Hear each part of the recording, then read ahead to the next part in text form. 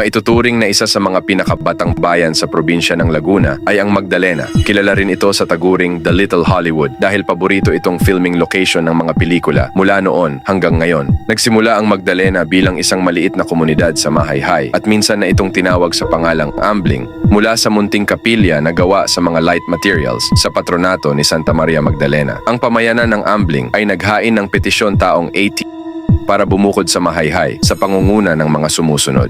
Itinatag ang bayang ito noong January 18, 1820, panahon ni Gobernador General Mariano Fernandez de Folgueras at tinawag ito sa pangalang Magdalena de Ambling. Si Don Mauricio San Mateo ang naging leader nila. Natapos ang simbahang bato nito noong 1855 at kumbento taong 1871 o 1872. Mababanaag pa ang pangyayaring nagkanlong si Emilio Jacinto sa simbahan ng Santa Maria Magdalena, makaraang lubha siyang masugatan sa labanan sa Maimpis. Nagsimula din sa light materials ang munisipyo ng Magdalena. Taong 1916 lang nang maging sementado na ito. June 15, 1929 naman nang magsimulang dumaloy ang kuryente sa mga tahanan nito. Meron na po itong 24 barangays ngayon at nagse-celebrate ng kanilang anihan sa Ambling tuwing buwan ng Enero.